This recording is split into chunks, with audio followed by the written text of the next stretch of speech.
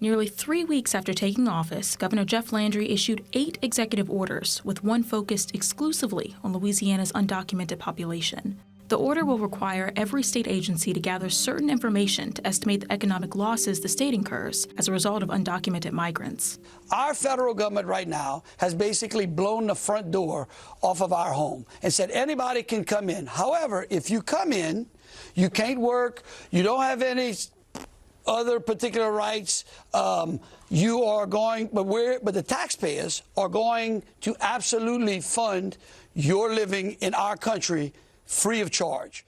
In an interview with Fox News host Neil Cavuto, Governor Landry said Louisiana citizens bear the brunt of immigration costs, especially if they commit crimes. If you take just in our prison system, how many illegal and undocumented aliens have crossed the border, then committed a crime in Louisiana under which we have to send them through our penal system, and then we have to house them in our prison, and that's prison space that we should be using for the citizens that break our laws anyhow.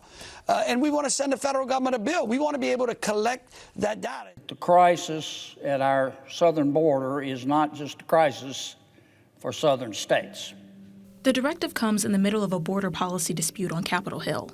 The Biden administration is currently struggling to reach a deal with both GOP and Democratic senators who've disagreed over how to handle migrant groups for nearly 3 years. Though Governor Landry's executive order is in the initial stages, immigration advocates like Omero Lopez, the legal director of ISLA, say the directive is based on a false premise. I wouldn't say there's anything that would warrant the executive order. Yes, immigrants commit crimes.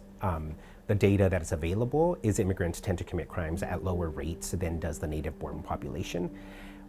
And yes, immigrants commit crimes, but we also have a criminal justice system through which they can be processed.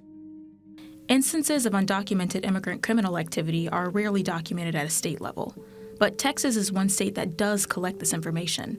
In a study conducted in 2018 by the Cato Institute, researchers found that instances of undocumented migrant arrests in Texas were drastically lower than arrests for native Texans. The conviction rate was 782 per 100,000 undocumented people, while the rate for native Texans was 14,222 per 100,000 people.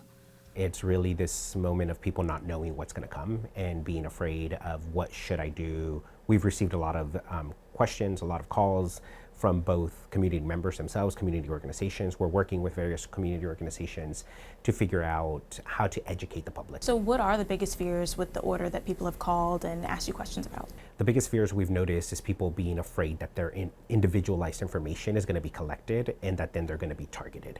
Undocumented migrants make up about 4% of Louisiana's general population, with most of them located in the Baton Rouge and New Orleans area.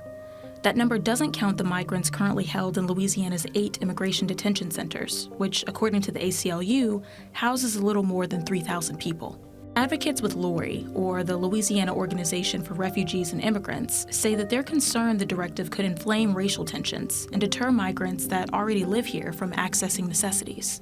Food access, education, healthcare, all of that will potentially be impacted by the fear. But despite their fears, advocates at LSWI say they hope the order can highlight the social gap between migrants and native Louisianians. How can we work together to create even a safer and a welcoming environment for refugees and immigrants? We reached out to the Republican Party of Louisiana for comment on the executive order. They were not available to provide a response in time for this broadcast.